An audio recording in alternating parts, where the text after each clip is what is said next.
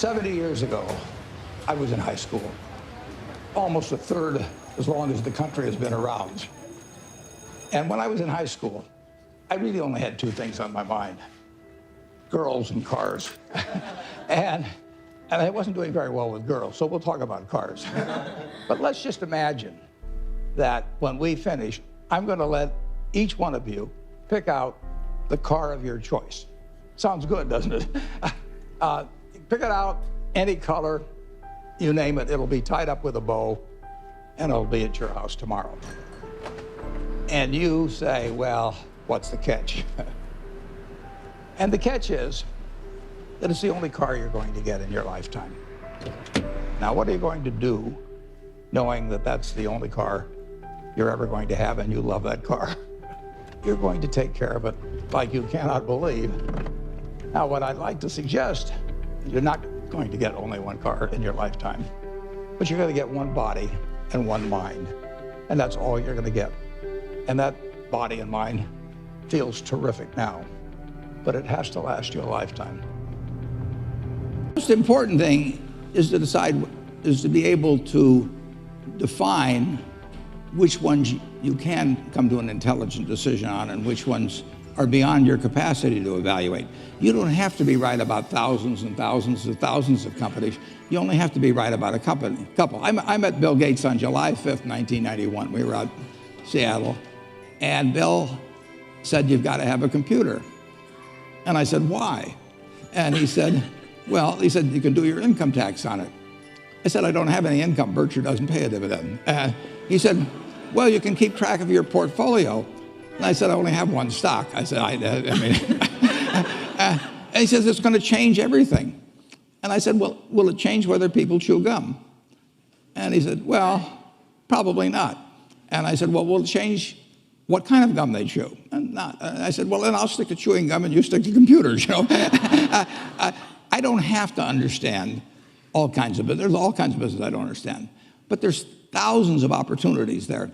I did understand the Bank of America, you know, and I'll be able. I'm able to do that. I'm able to understand some given percentage. But Ted Williams wrote a book called The Science of Hitting, and in The Science of Hitting, he's got a diagram, shows him at the plate, and he's got the strike zone divided into 77 squares, each the size of a baseball. And he says, if I only swing at pitches in my sweet zone, which he shows there, and he has what his batting average would be, which is 400. If he had to swing at low outside pitches, but still in the strike zone, his average would be 230. He said the most important thing in hitting is waiting for the right pitch. Now, he was at a disadvantage because if the count was 0-2 or 1-2 or so on, even if that ball was down where he was only going to bat 230, he had to swing at it. In investing, there's no called strikes. People can throw Microsoft at me and you name it, any stock, General Motors, and I don't have to swing. And nobody's going to call me out on called strikes. I only get a strike called if I swing at a pitch and miss. So I can wait there and look at thousands of companies day after day, and only when I see something I understand and when I like the price at which it's selling, then if I swing, if I hit it, fine. If I miss it, it's a strike. But it's an enormously advantageous game. And it's a terrible mistake to think you have to have an opinion on everything. You only have to have an opinion on a few things. In fact, I've told students, if when they got out of school, they got a punch card with 20 punches on it, and that's all the investment decisions they got to make in their entire life, they would get very rich because they would think very hard about each one. And you don't need 20 right decisions to get very rich. 4 or 5 will probably do it over time. So I don't worry too much about the things I don't understand. If you understand some of these businesses that are coming along and can spot things on, if you can spot on Amazon, for example, I mean, it's a tremendous accomplishment what Jeff Bezos has done. And I tip my hat to him. He's a wonderful businessman. He's a good guy, too. But could I have anticipated that he would be the success and 10 others wouldn't be? I'm not good enough to do that. But fortunately, I don't have to. I don't have to form an opinion on Amazon. And I did form an opinion on the Bank of America, and I formed an opinion on Coca-Cola. I mean, Coca-Cola's been around since 1886. There's 1.8 billion 1.8 billion 8-ounce servings of Coca-Cola products sold every day. Now, if you take 1 penny and get 1 penny extra, that's $18 million a day. And 18 million times 365 is 7 billion, 3 less 730 billion, or $6,570,000,000. So annually, $6,570,000,000 from 1 penny. Do you think Coca-Cola is worth a penny more than, Joe's Cola? I think so. So, and I've got about 127 years of history that would indicate it. So those are the kind of decisions I like to make. And you may have an entirely different field of expertise than I would have, and probably much more up to date in terms of the kind of businesses that we're seeing evolve. And you can get very rich if you just understand a few of them and understand their future. What is it that you two share? What makes this friendship so satisfying for both of you? Well, I think we both certainly share a curiosity about the world, and we come from two different but related worlds. So I think we probably spent about 10 hours of this 1-hour visit that Bill was scheduled on July 5th, 1991. His mother had to talk him into it. And we weren't halfway. I mean, we'd got no place in terms of our eventual agenda just in that time. In fact, the governor of Washington came by, and Bill's dad had to come into the bedroom and pull us out of it. We didn't want to. He was a little embarrassed we were talking to him. Well, we have fun to start with. Right. I mean, every relationship should have a lot of fun in it. And we find the world in just such an interesting place. So we like to compare notes on it. When we compare notes, we have a lot of fun doing it. Part of the time, as I remember the conversation, by the way, there's a remarkable documentary about Warren, which is on HBO. I think it premieres on January 30th, on Monday. Yeah. You should take time to take a look at it. Bill's involved in that, and you will see, in a sense, it's called, I think, Becoming Warren Buffett. Yeah, that's what it's called. Becoming. Took me 86 years, but I got there. You're doing well on it, though, aren't you? Well, so far, yeah. Best is yet to come. And one of the things that happened tonight, Bill, was that I guess your dad at the dinner said, what's been the most important quality for you? And you found out that you and Warren had the same word. Yeah, I think curiosity, which Warren mentioned, is an amazing thing where you try and predict what's going to happen, and then when it doesn't, you sort of think, well, that drug didn't get invented, that stock didn't go up, that approach wasn't popular. What is it about my model of the world that's wrong? Who could I talk to? What could I read? And the things that have happened since 1991, mostly good things, have been amazing and just so much fun to talk about. We read the news and we think, God, what did Warren think about that? You both are readers. You read all the time, all day, Warren. Bill, you're a reader. You also do a lot of sort of courses online as well. I mean, what has that done? What has that done for your life? The sense of constantly learning. Well, go ahead, Bill. It's an incredible time to be a learner. I remember when I was young, I had the World Book, which is one of Warren's products, and it was very good. But I always felt like, God, I want to get into this in more depth. I want to understand it better. Today, the videos that are online and the courses that you can buy with the very best professors, it's phenomenal. Take a subject like weather or climate change, or what's going on in economics, what's known, what's not known. Now with the foundation, a lot of what I need to learn is about biology, making vaccines, and what's going on with these various diseases. This is a phenomenal time to be a curious person. The information that's out there, I have my biggest problem is that I stay up too late because I'm reading and then I'm a little bit tired the next day. The other thing that you share other than reading is optimism. You believe in America. Absolutely. You have said to me more than once, I would give up a year of my life just to know what the next 50 is going to be like. Yeah, even the next 4 now. I mean, why'd you pick 4? I don't know, it's just a number that came to me. It is just fascinating what's happened just in my lifetime, in the 86 years. I should mention one thing about reading. It was at the library here at Columbia that which I spent probably more time than any other student. I lived there practically.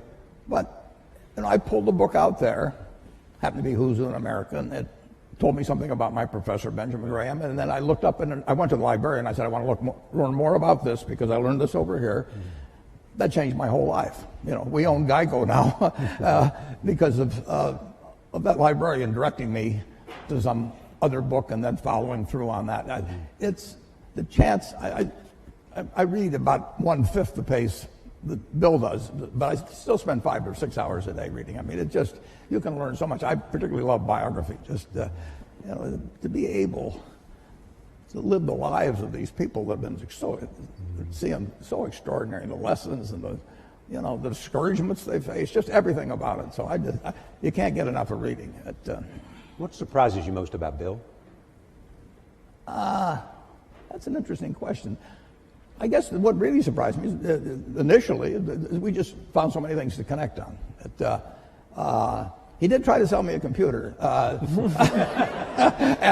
That's probably the only sale he didn't make, although the computer changed my life for the better in a big way subsequently. But, he just had this same curiosity. Yeah. And the other word you have used is focus. Well, the focus is no question about it. I mean, both of us got to where we are in a big way because of focus. Bill, what surprises you about Warren? I was so amazed that he comes to investing with this broad model of the world. So one of the first questions he asked me was, hey, Microsoft's a small company, IBM's this huge company. Why can you do better? Why can't they beat you at the software game that you're playing? And I always, every day I was thinking about, okay, what advantage do we have? What do we do? But nobody ever asked me that question. And we talked about the economics of software, which is a very different and special thing. And he could relate it to things that he'd seen. And I didn't understand banking, why some get ahead and some don't. And so he was able to put that in very clear terms. And so I found somebody whose model was rich enough that it helped me understand things that I really wanted to know. And we could laugh about things that were a surprise to us. I'd say his humility and his sense of humor really stood out in this incredible way. I mean, he enjoys what he does and he shares that with other people. And even, when I ask questions that are pretty naive that he's probably been asked 50 times, he's very nice about, well, it took me a long time to figure this out, Bill, but here's how it works. I tried Bill out with some non-transitive dice. And I'd read about him in Scientific American or someplace. And there were only 2 people in the world in the history of these dice that actually figured it out while I was trying to take their money from them. And one was the leading symbolic logician in the world, and the other was a drunk who didn't really know any better and asked the wrong question. But Bill said, wait a second, you choose first, and the game was over. You taught him, you didn't teach him, but you brought him into a great appreciation of bridge. Yeah, he'd play bridge, but the family is very big on games. His family was very, very big on games, and so we played bridge together, and we played in China, going down the great rivers when we were supposed to be looking at the scenery. We had a good time playing bridge. All right, we've got a lot of questions we want to talk from the audience. We want to start up in the balcony, so we haven't forgotten you. It's hard to see, but is there a number there that has a question? Okay, start it wherever it is. Yes, number 6.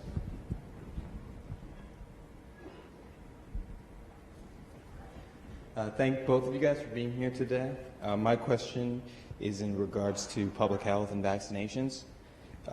Given our current president's publicly stated stance against the use of vaccinations, both in this country and abroad, how would you recommend that we, as students and future leaders in the health sciences, best allocate our resources to most effectively resist his alternative fact political philosophy in regards to domestic and global public health? Thank you. Well, Bill? That's a good place to start. Yeah.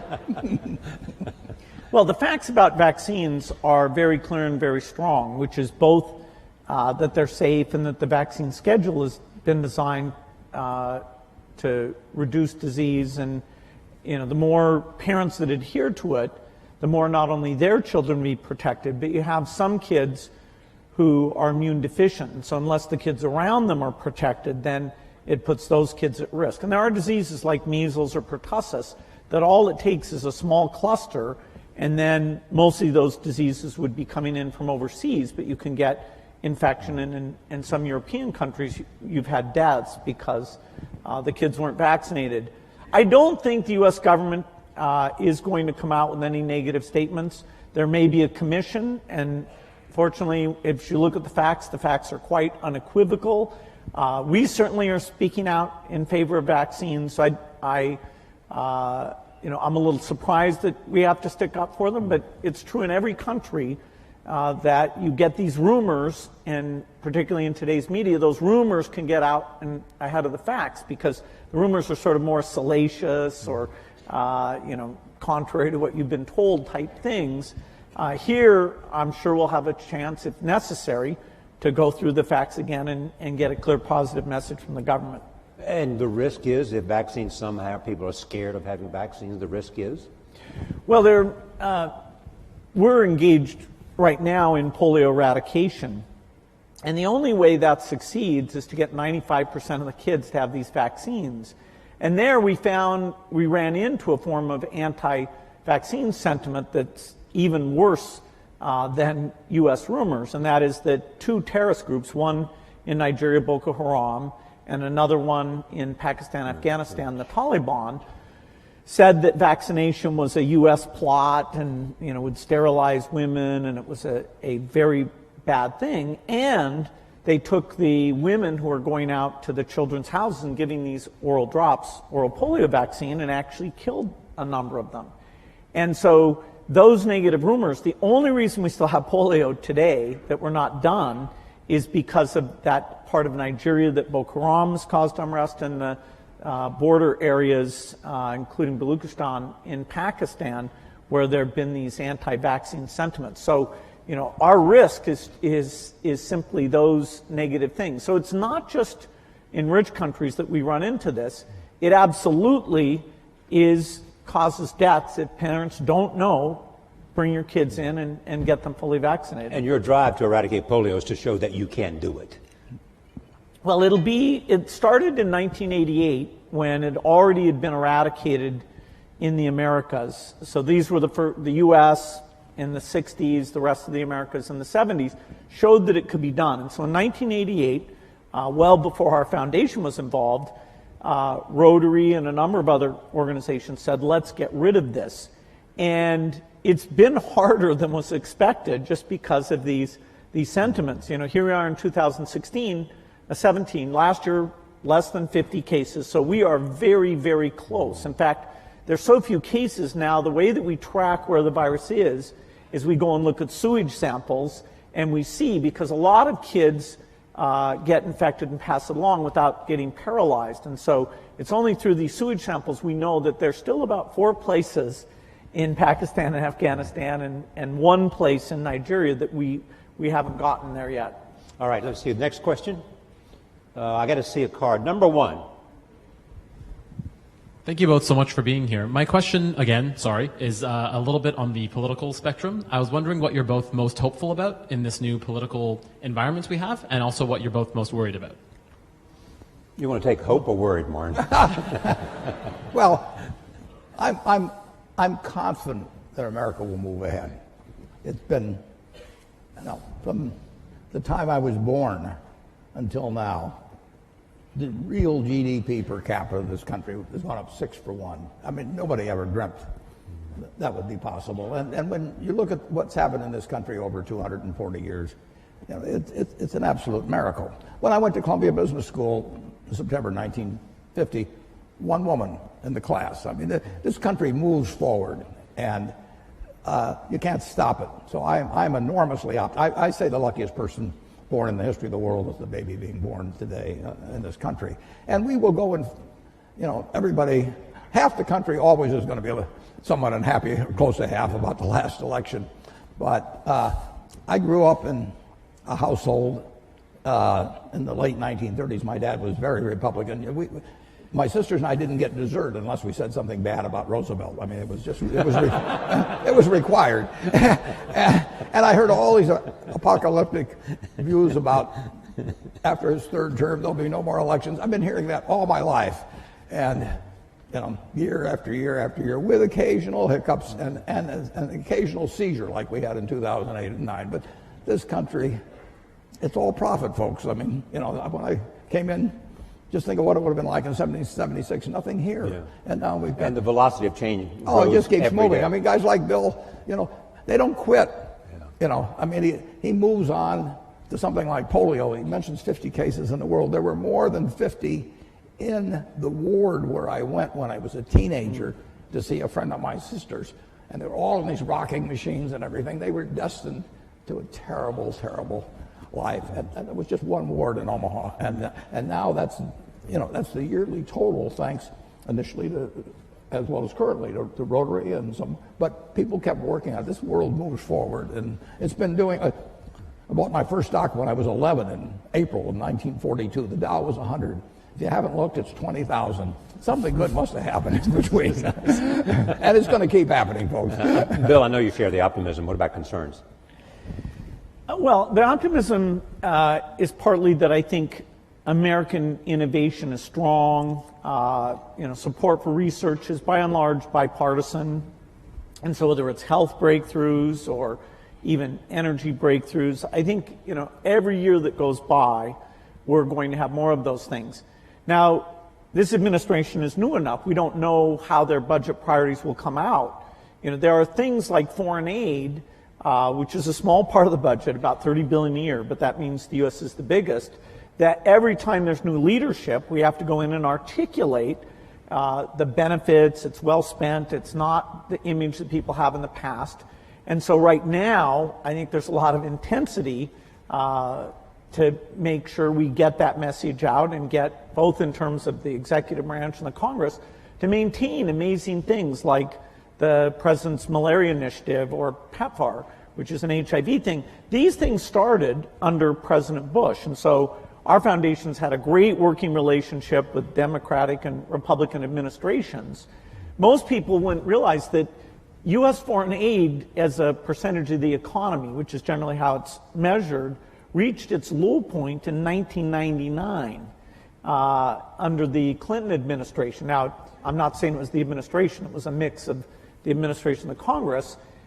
Then, during those Bush years, it went up fairly substantially. Now, the economy helped with that, but these initiatives were really amazing. And, I'm hopeful that maintaining or even growing these initiatives will be a priority when there's a lot of talk about tax cuts and different spending activities. And so it is a bit up in the air during these months ahead. And you've often made the point that no matter how big the private contributions are, sometimes in terms of sheer scale, you need a government.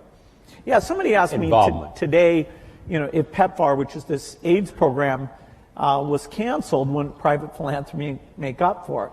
Well, PEPFAR is over $5 billion a year. That is this one aid program, which is a phenomenal thing that's saved over 10 million lives.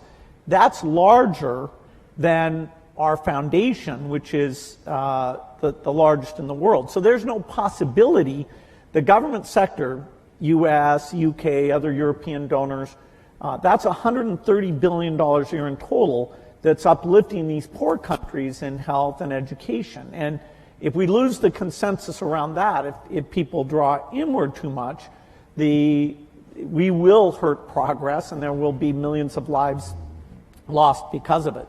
All right. And one thing that might be mentioned, Charlie, is that the difference between now and 60 or 70 years ago in the ability of really bright people, really innovative, really energetic people to get finance to do things is just dramatically better than it was at that time. So now, if you've got good ideas, and there's good ideas right in this crowd, and you've got energy, it's far easier to get finance to move forward those ideas than you could 50 or 60 years ago. Is that because of the internet or crowdsourcing? Or what is it? It's just lots more capital around, and people more optimistic about. People are very optimistic about business. But better ways to connect the two, the capital and those Absolutely. and the ideas. It's dramatic. It's dramatic. And the willingness to take risk. The first venture capital stuff is in the 1960s, and it's tiny. Microsoft, when we were taking outside investment, we took at a valuation of $20 million, we took $1 million for 5% of the company. I'll do it retroactively, folks. You had your chance.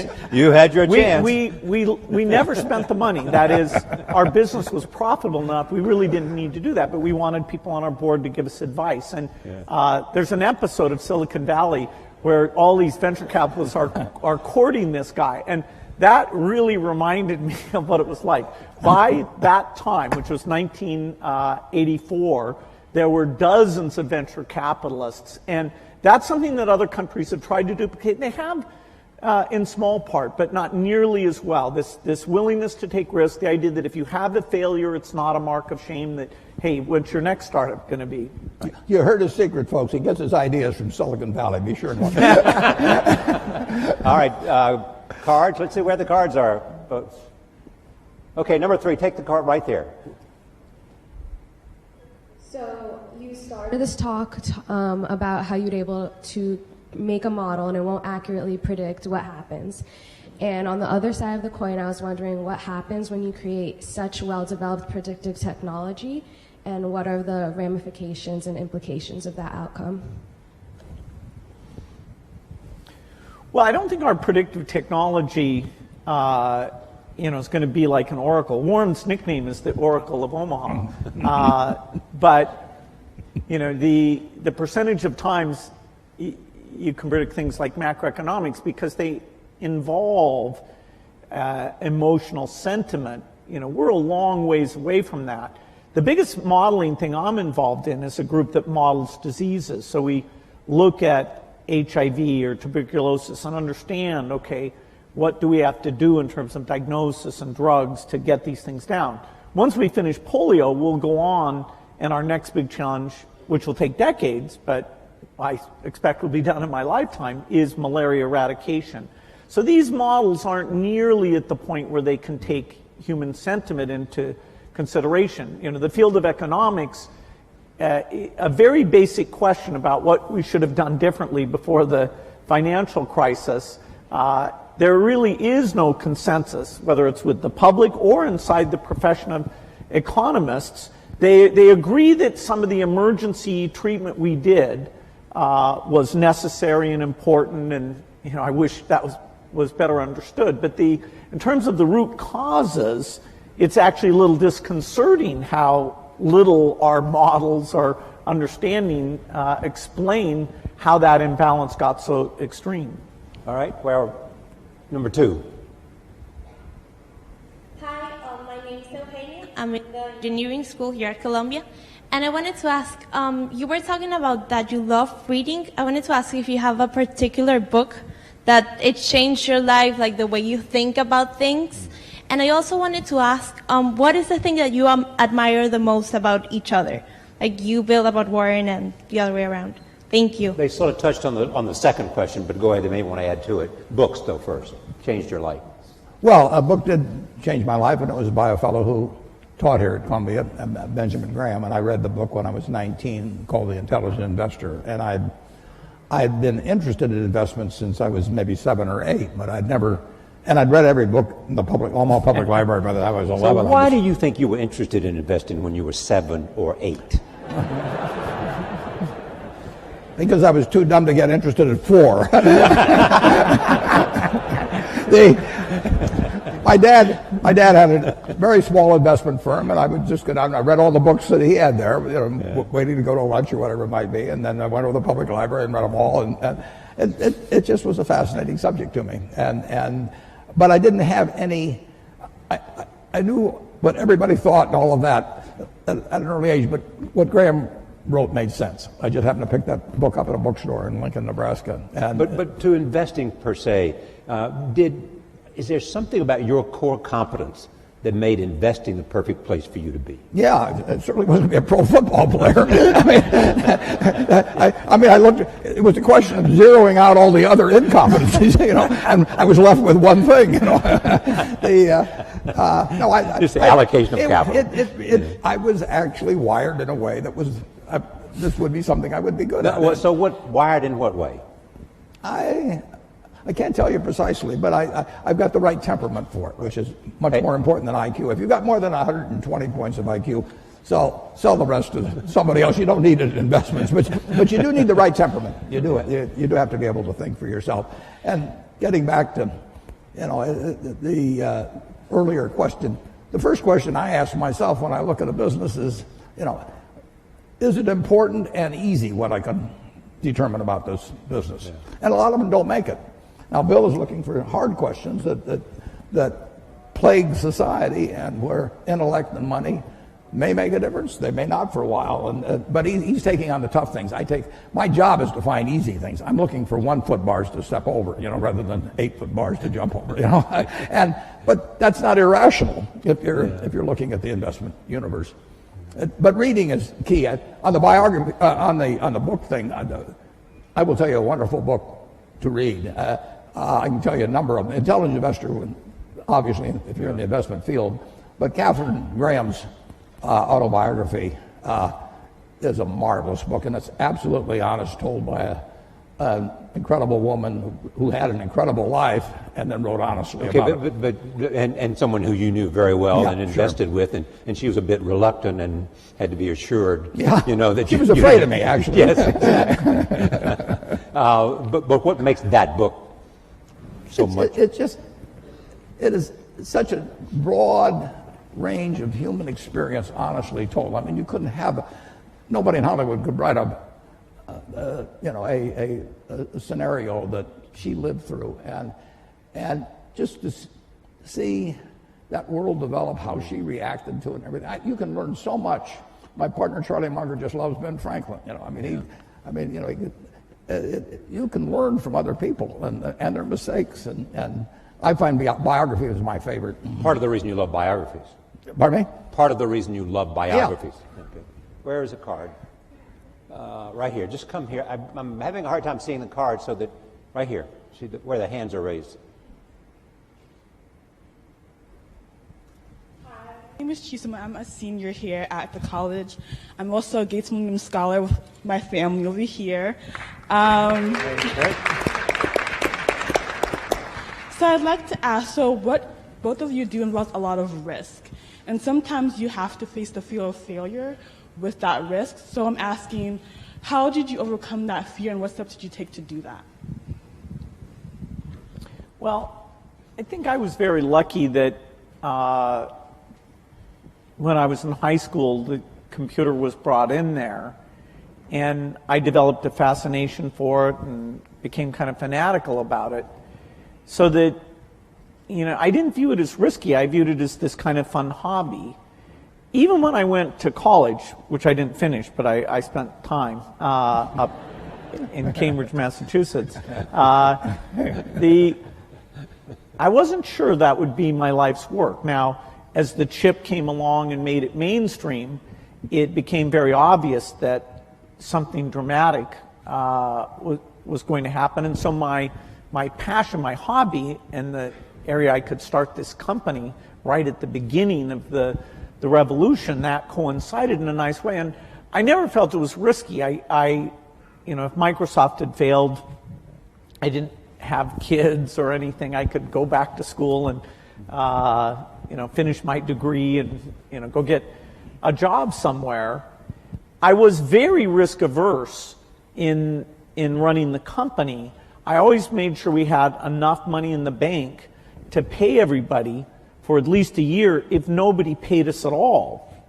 Because this idea, I was hiring people who had kids and families, and they were moving to work there. And here I was, 19, 20 years old, and sort of telling these people I'd be paying their salaries. So I was actually very conservative on a financial point of view.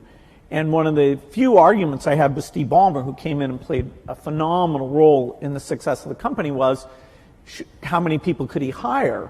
because I was trying to be so conservative. But I let him go full speed, and it turns out our financial success meant that we never had a conflict about that. But I think it's great to be risk-taking, particularly when you're young, trying out different things, fields that aren't very popular that you might enjoy. But I never got into a position where I was taking, actually in any meaningful sense, I was taking a big risk. I mean, the risk for you would not to have acted because you felt the train was leaving the station. Yeah, and it was so clear that, this was going to happen. And this was so much fun. I mean, I was a fanatic. I didn't believe in weekends. I didn't believe in vacation. My mom had to negotiate whether I'd come once a week for dinner. No matter who the guest was. Yeah, that's right. That's right. Yeah.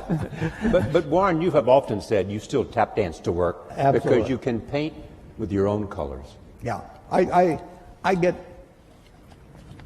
as excited about tomorrow in terms of what's going to happen as I was when I started. I was having a lot of fun when I started, but I'm having just as much fun now. And when I was here at Columbia, I had this terrible fear. It was impossible for me to speak in public. I mean, I wasn't able to do it.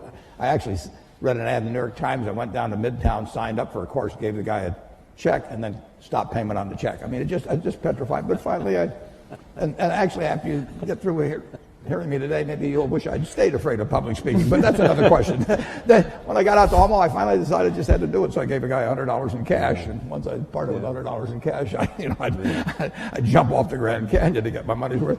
So, but it changed my life. But I would say this: don't fear failure. Almost everything that's turned out, I got turned down by Harvard. The best thing that ever happened, among other some good things that happened that didn't seem good at the time.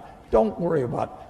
And don't let it eat at you or look back. Just keep going, because you're going to have some things, and forget them. Go forward. All right, I want to go to the back of the room, right back there, wherever number 3 is. Hi, my name is Matthew Mann. I'm a first year at Columbia Business School. Both of you had a moment where you went out on your own. And I guess my question would be, if you were to do it all over again, you're in our shoes, what industry would that be in? Where would you start your own business today? I'd do the same thing. Yeah. I mean,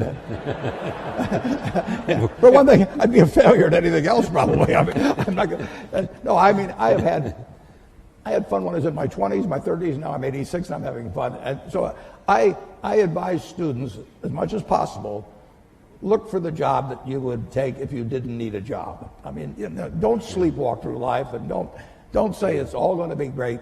I'll do this and I'll do that, and I'm just marking time till I get to be older. That, as I've told people, that's like saving up sex for your old age. I mean, it just is not it is not a good idea. Yeah.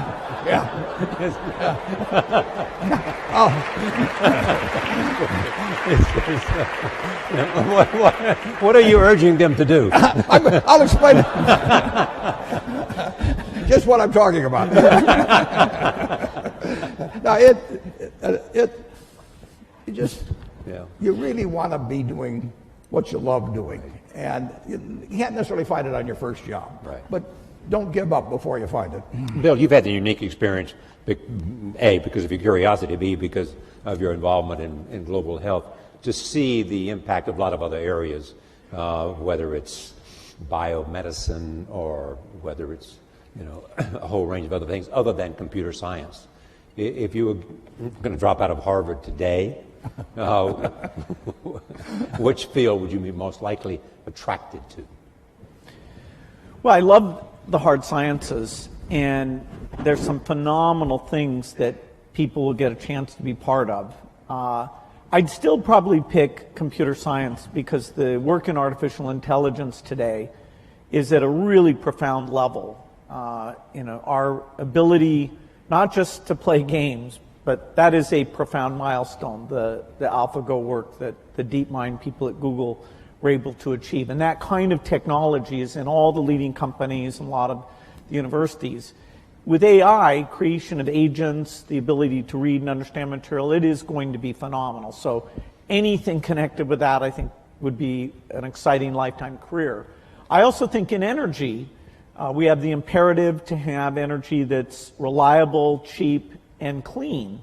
And no system available today can provide that, whether it's for rich countries or for poor countries. And so the innovations there will be profound, and there's many paths that could provide that solution. Finally, I think biology, it's the most thrilling time. We are going to figure out obesity, cancer, even things that are very hard, like depression, because the mind is even more complicated than other parts of the body. I see this through the lens of the disease of the poor, the infectious disease, where new vaccines, new drugs, we are moving faster than ever. And some of these are platform technologies like DNA vaccines that are going to give us just that one thing will give us lots and lots of solutions. And so working in that space is phenomenal. Now, I say this, to my children, and they may not want to do hard sciences. The one who's picked wants to counsel patients and be a doctor, and even more than the science piece, that relationship with patients is what grabs her. So everybody has their own taste, but in terms of big impact, those 3 hard science problems would be at the top for me. All right, next, right here, right next to number 1. Hello, thank you guys for being here. Also, thank you to Mr. Gates. I am also a Gates Scholar, and without your foundation, I wouldn't be here. Many industrial-based communities have been severely affected with higher levels of unemployment due to the increasing utilization of automation, which ends up displacing workers. What do you believe is a possible solution to unemployment arising from automation? It's a good question. Because there's a lot of talk about globalization and all of that, and a lot of other people step forward and talk about how technology and the impact technology is having on jobs and the demand for new kinds of skills. Yeah, and we were here in 1800 and conducting this, and somebody would point out that eventually tractors would come along and better fertilizer and everything, and that 80% of the people are now employed on the farm, and in a couple of hundred years it's going to be 2 or 3%. And what are we going to do with all these people? Well, the answer is we release them.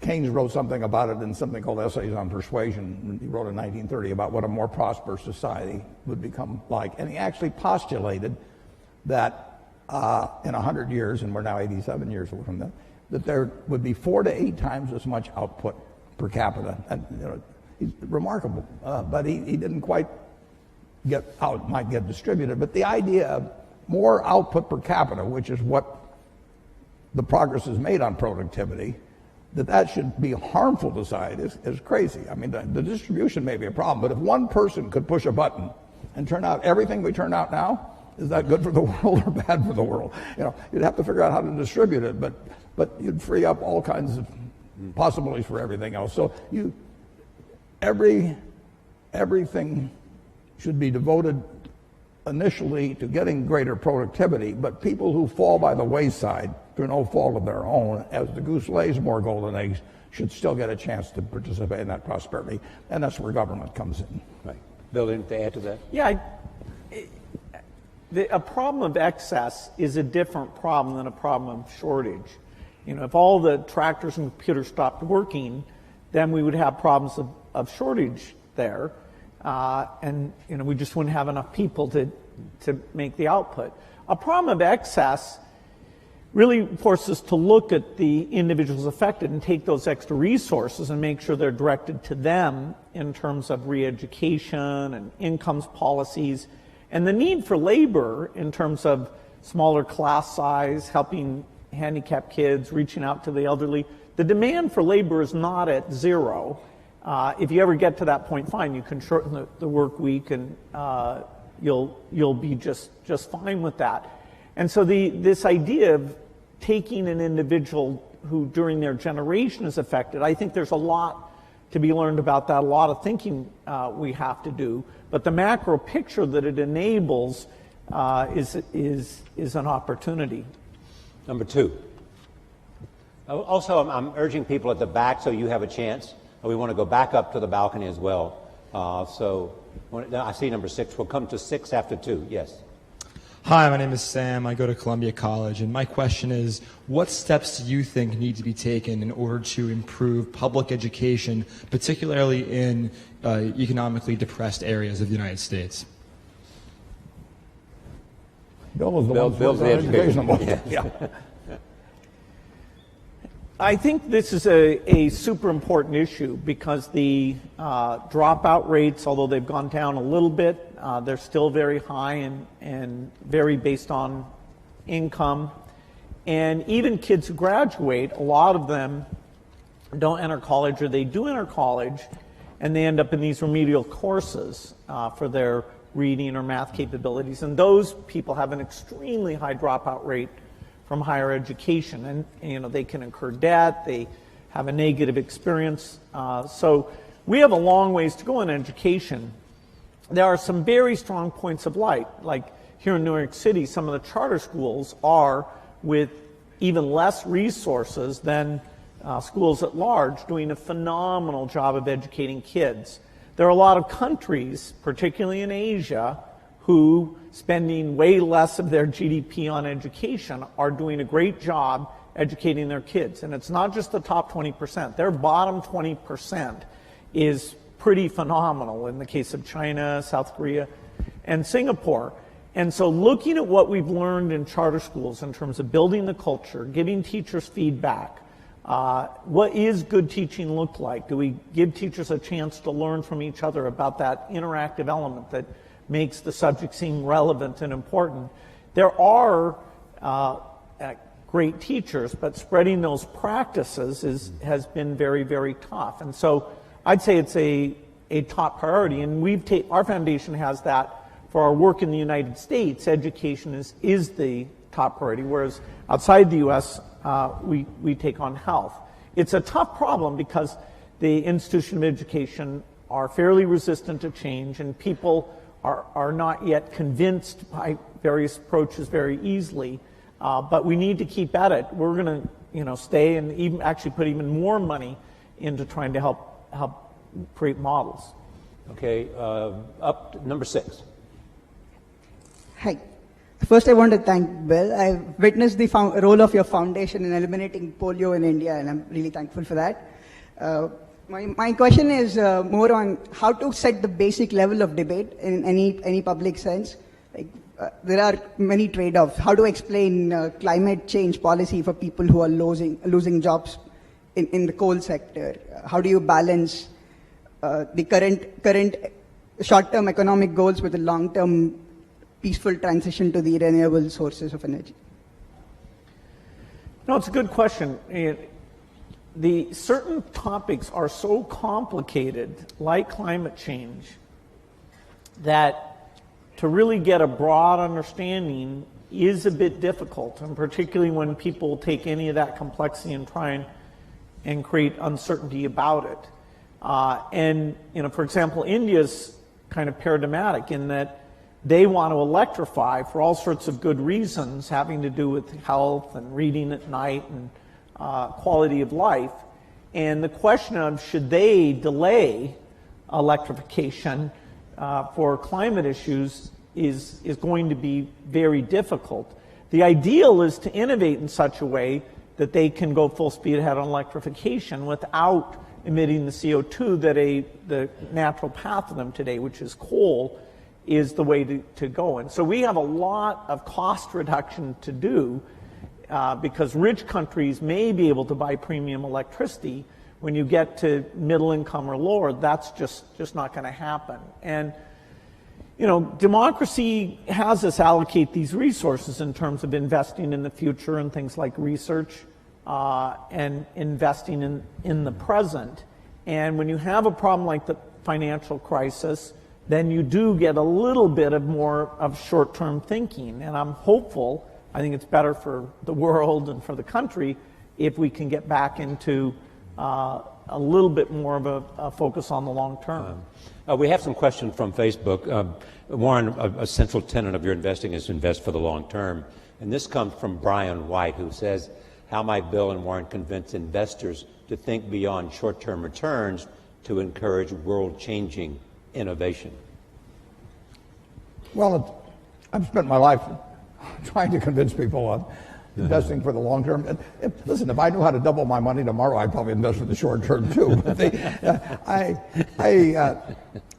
it's much easier to invest for the long term if you're just talking pure investment, because you know what's going to, in my view, it'd be very high probability what's going to happen 10 and 20 years from now in a major way, and I don't have the faintest idea what's going to happen tomorrow or next week. But if you're talking about societal, it's very tough because politicians face elections either every 2 years or 6 years, and the way particularly congressional districts have been organized, primaries have become more and more important, and so it's very hard to have politicians think of something that's wonderful for the country for 20 years, but will cost them the election 2 years from now. And that's a basic problem in a democracy, and it gets to be more of a problem as we've arranged congressional districts so the primary dominates, because a very limited number of people turn out, and their motive tend to be on the extremes of both parties. So it's not easy. Whether you're going to make an investment in a company or whether you're going to buy the company, what are the factors that you're looking for? What test? I'm looking for durable competitive advantage. I'm looking for something that has a moat around it for a considerable period of time. And I'm looking for an honest and able management to run it, because I don't know how to run it myself. And I'm looking for a purchase price that's not excessive. But it's better to pay a little too much for something that's a very good business than it is to buy some bargain, but really a company without much of a future. And I don't know. I don't have a ability to predict with a high probability of success the future of most companies. So I'm looking for the exception.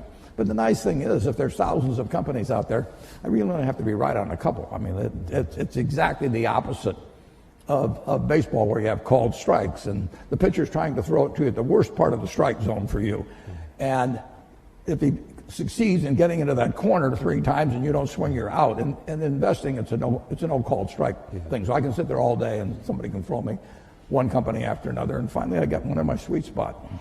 Both of you have chosen both wives and partners well. Charlie Munger added what to you? Charlie Munger changed my views. He refined them in a huge way in terms of looking for the quality companies and looking for the ability to make an investment that would work out well for 5 or 10 or 20 years, as opposed to something there might be one. I call it cigar butt investing, where there was one puff left in the cigar, but the cigar was free, so you picked up these disgusting-looking things and got one puff out of them and went on to another one. And that worked okay, but it was small scale, and it really doesn't build something satisfying. So he kept forcing me in the direction of saying, is this really a business we want to own for forever? And do we want to get associated? It's like a marriage. I mean, do you want to get associated with this person forever? And it's a great way to look at things. Bill, your wife, Melinda, has added what? Well, she's... Other than 4 children. 3 children. How much time do I have? Because she is your partner, and she was there in the philanthropy from day one. At Microsoft, I had 2 partners who were amazing. I had Paul Allen in the early days, and then Steve Ballmer as the company got bigger. And we would not have achieved anything what we did without those partnerships. Because, when things are tough, when you're making big decisions, having somebody who's really in there with you, committed, for me, I couldn't have done without that. For the foundation, Melinda's an amazing partner. She thinks about the people issues better than I do. She, knows when I get overexcited about the science. She can, make sure we're being realistic about it, and it makes it fun. Last week I went to Europe to World Economic Forum. She went to Nigeria, and then this weekend we just sat and talked about, okay, what did we see? What does that say about the work we should do? And so, I don't think I'd enjoy it without a partner, and particularly someone amazing like her. It's more fun with a partner. I mean, Charlie and I have had more fun working together than either one of us would have had individually, and we have never had an argument after working together for 58 years. You talk every day? Not anymore, because we know what the other guy's going to say. We just grunt. We talked it all out 50 years ago. So if you see Charlie and he says, "Why haven't you called me?" you'd say, "Well, I knew what you'd say anyway." Absolutely. No, there's no question about it. We still have a lot of fun together. All right there. Well, let's see, number 2. Hi, my name is Molly Zanger. I'm a student at Barnard College. I guess what I'm basically wondering is what your main considerations are when you're choosing where to donate and what causes to donate to, and what the main challenges are that are associated with that.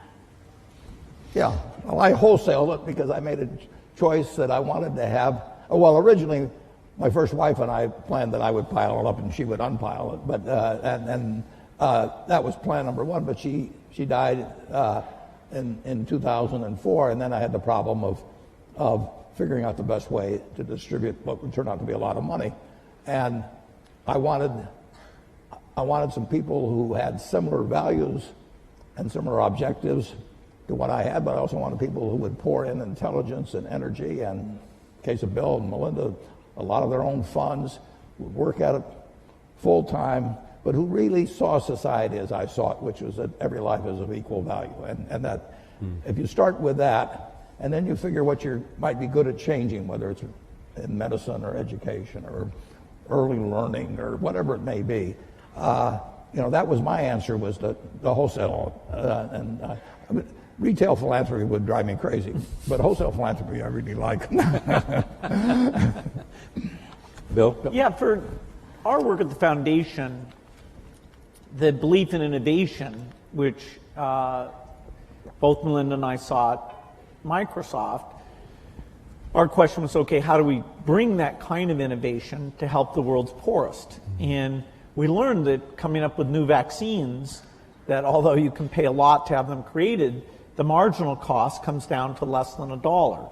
So getting a new vaccine for the main cause of diarrhea or pneumonia, that can be a phenomenal thing. So you're looking for these super nonlinear dramatic things, because as a per poor person or compared to government funding, philanthropy is actually quite small, and yet funding vaccine projects, the government isn't as good as that as a philanthropist who assembles a team and over time is learning how to do that very well.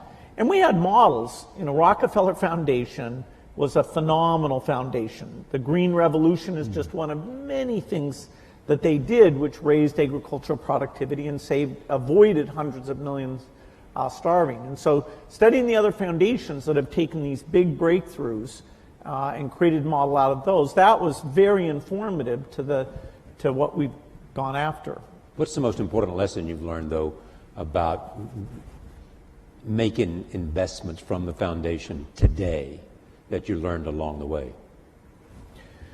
Well, I think when we started out, I thought that just coming up with a new vaccine or drug alone would be enough, and that the world would then take that and get it out to all the children of the world.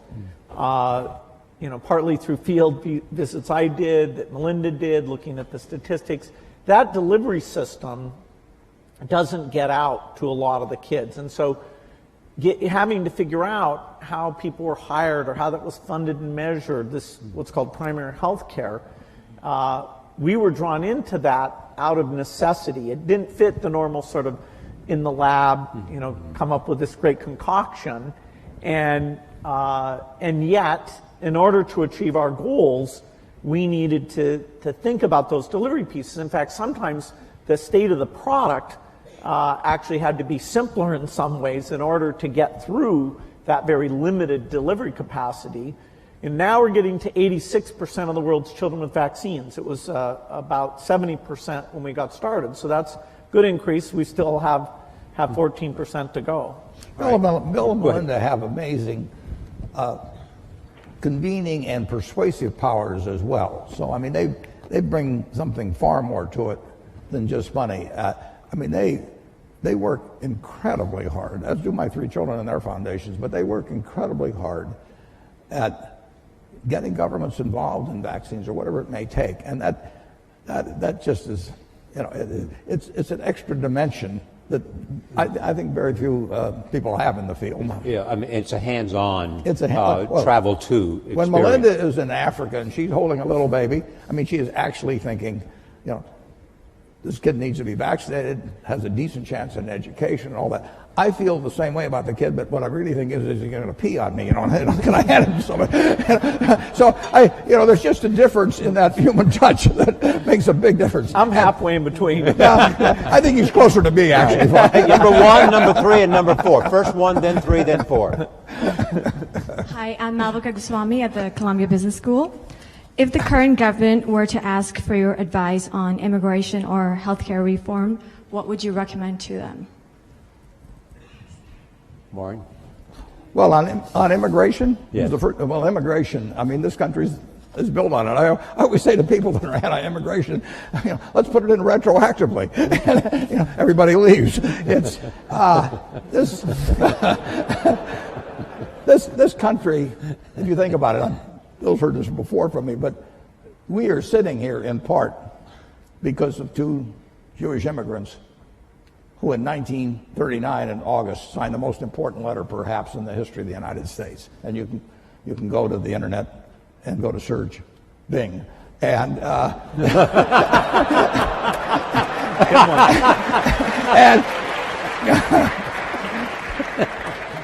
and just type in Einstein, Roosevelt, 1939. Leo Szilard and Albert Einstein, 2 immigrants, came here. They came directly from Germany. Szilard came from Hungary before that. And they told President Roosevelt that the Germans were likely to develop an atom bomb, which was likely to work. It's less than a full page, and we better get to work on something fast. And that the Manhattan Project came out of that. And if it hadn't been for those 2 immigrants, who knows whether we'd be sitting in this room. Mm-hmm. Immigration? I'm going to let him handle it. You knew Andy Grove. Just go up and down the line. I mean, right. This country has been blessed by immigrants, and you can take them from any country you want, and they've come here, and they've found something that unleashed the potential that the place where they left did not, and we're the product of it. The question also was about healthcare. I mean, what can you tell us about healthcare that you think is important in terms of the consideration of what might happen? I mean, if you were building a healthcare plan for America, what would be the elements that you would want to include? Well, there's no doubt that in order to provide decent health care, the percentage of GDP devoted to it is going to go up over time. It's already very high, and yes, there's some efficiencies to be gained in that 18% or so number. But as society ages, as we come up with new things like joint replacement, organ transplant, which are going to create lots of human benefits, we're going to have more resources overall, including more government resources for health care. And so it's a tough problem because you have both access problems today and you have cost problems today. And whenever I look at a problem, I have this one simple lens, which is innovation should help here. But in this case, innovation, while it will provide breakthrough drugs that will save costs, like if you can cure Alzheimer's, which we certainly haven't done yet, that will save on huge long-term care costs. So we have these chronic diseases that we've made less progress on than some of the others. And the market mechanism to get pharma to go after those things and the basic research US funds, I am quite optimistic that we'll have some advances. But they'll also give us some very expensive things that will mean we're spending more money against it. And I do hope, that at some point that we really are calling on the best minds to look at the incentives for the breakthroughs, the most efficient system we have here. I think there's a lot of unhappiness in the country now stems from the fact that the healthcare system isn't delivering, and yet people are saying less government, more government. Right. I don't think they're being given the depth of education about why it's so tough that over time will help them vote for the right solution. The depth of explanation. Let me go. I'll go to Facebook in just a moment. But where was I? I promised 3, 4, and 6. 3 is there, and 6 is up there. So go 3, 6, and then we'll go to Facebook. Hi, my name is Josh Schaefer, and I'm a dental resident at Columbia. My question is, for future doctors and dentists of America, what advice do you have in giving about having a proper balance of providing that health care, but also mastering the concepts of business and economics? Well, Atul Gawande is, an incredible author. Exactly.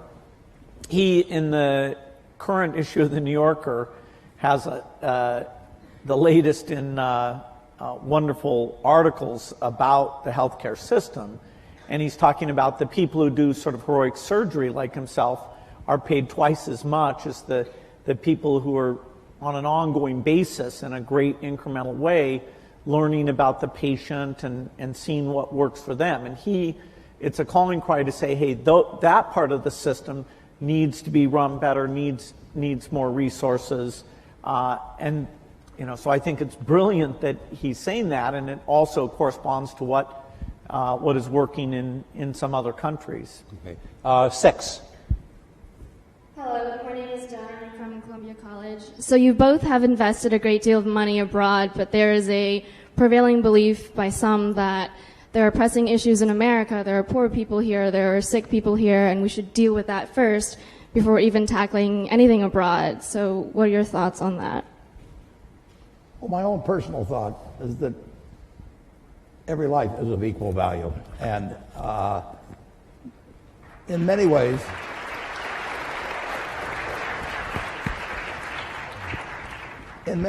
if you have a limited number of dollars, you actually can do more for more people outside the United States. We do have greater resources here for our 320 million people than exists around the world for 7+ billion people.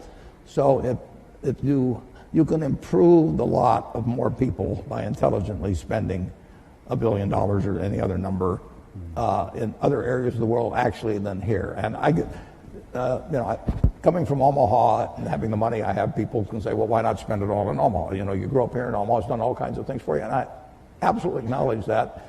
But in the end, if I've got X dollars to spend, I can make life better for more people if I can have it intelligently allocated in other parts of the world actually than the United States. And that draws a fair amount of criticism, but I live with it because that's just what I believe. All lives have equal value is really the driving force Absolutely. behind the foundation. I'm an accident. I won the ovarian lottery when I was born in the United States in 1930. It was 40-1 against me. I was male. Now it's 80-1 against being a male in the United States in 1930. I was just plain lucky. My life had been far different. Bill always said if I'd been born a long time ago, I'd have been some animal's lunch because I can't run fast and I can't climb trees and everything. And I'd be saying, I allocate capital. It wouldn't work. And, I was lucky. But 79 out of the 80 weren't as lucky as I was at that time. And, Bill. Go ahead, Bill. Yeah, in terms of the helping people in other countries, the foreign aid budget of the U.S. is 0.8% of the budget. And there will be, in the years ahead, a discussion about, is that worth doing? It saves lives for typically about $1,000 of life saved. And in terms of stability and countries eventually being self-sufficient and being part of the world economy, there are some huge benefits to that. So if we were talking about should we spend 20 or 30% overseas, okay, that would be a very interesting discussion. But what we're trying to preserve is something that's gotten smarter and smarter all the time, has proven benefits, all of which are things that our foundation co-invests in the same things, like the polio thing is 0.8%. So I'm hopeful that in a big world that can remain a priority. All right, let me go to another Facebook question. This is from Nadia Akwal, says, how might Bill and Warren encourage innovation, particularly among teens and young adults? How do you encourage innovation? Well, I think you have a market system that provides rewards for it. Yeah, that's one way. Yeah. and we have it. I mean, we have an incubator for innovation in the United States. And, you know, Bill can drop out of school. Andy Grove can come from Hungary. And, I mean, it just welcomes it. And thank God. I mean, that's why we have the kind of prosperity that we have. I mean, the question of how it gets divided is a secondary question, and that does not get solved as well by the market system. But our system is just designed for it, and look at what has happened. All right, number one. So also, I want to make sure we get to people in the back, so we only have 5 minutes left. So there's a couple of hands up in the back, so please recognize it. Hi, my name is Sahir. I'm a senior in the engineering school. As men of such great influence, I'm curious, and we touched a little bit about this in the last question, but how you deal with reconciling your convictions with maybe what is believed by the public, maybe even a majority, considering that you have the wealth and power and fame to make such great things happen.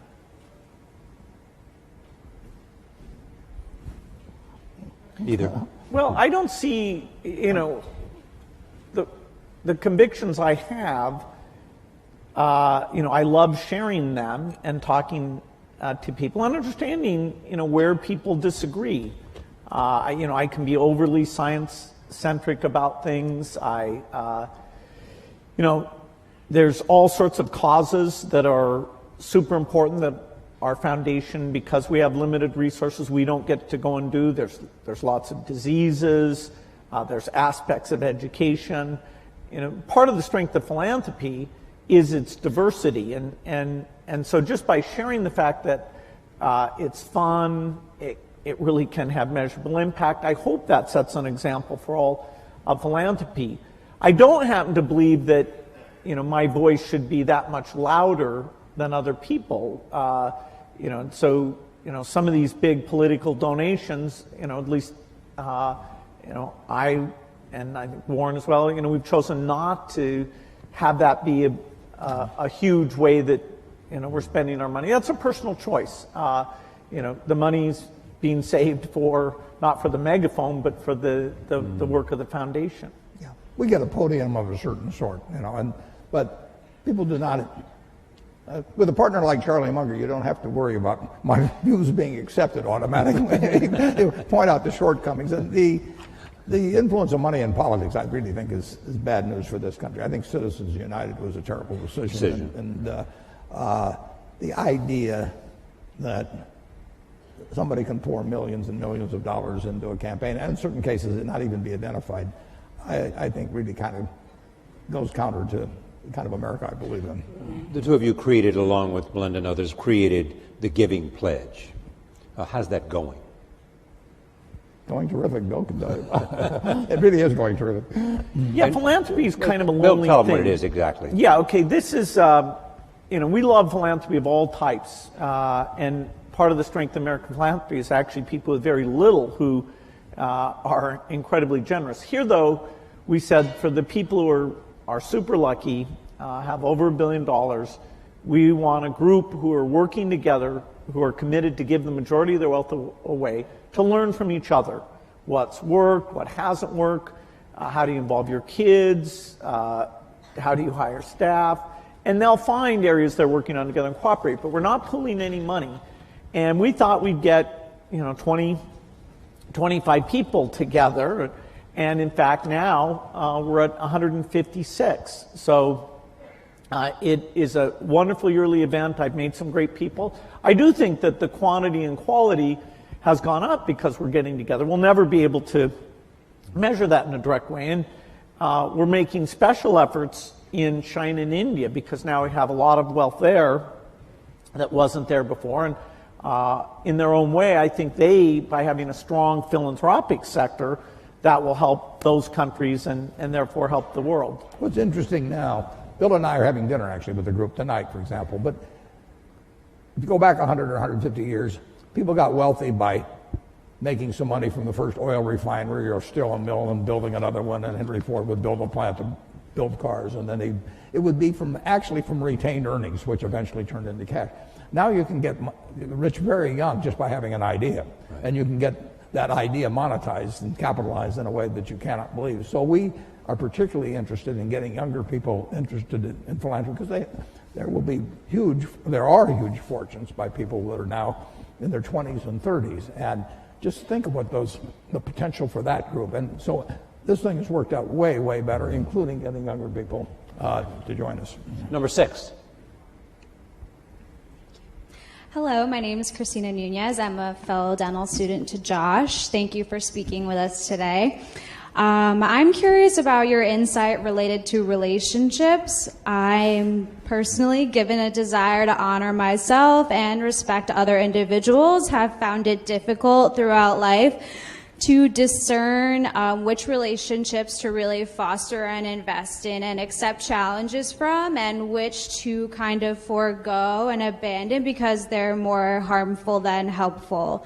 So are there any major life lessons that you two have learned through your personal experiences? Well, it's a very important question, and the more you will move in the direction of the people that you associate with. So it's important to associate with people that are better than yourself, and actually the most important decision many of you make, not all of you, will be the spouse you choose. Right. And you want to associate with people who are the kind of person you'd like to be. You'll move in that direction, and the most important person by far in that respect is your spouse. I can't overemphasize how important that is, and you're right. The friends you have, they will form you as you go through life, and make some good friends, keep them for the rest of your life, but have them be people that you admire as well as like. Bill, you'd add to that? Yeah, some friends do bring out the best in you, and so it's good to invest in those friendships. And some friends challenge you about things you're doing, and that level of intimacy is great. I wouldn't say that I was so obsessed with work. I didn't invest, I'd say, in my 20s and 30s as much as I should have. It's really through Melinda and seeing other people I've realized, okay, that is it's really worth the investment to have those people as you're always there to help them, and vice versa.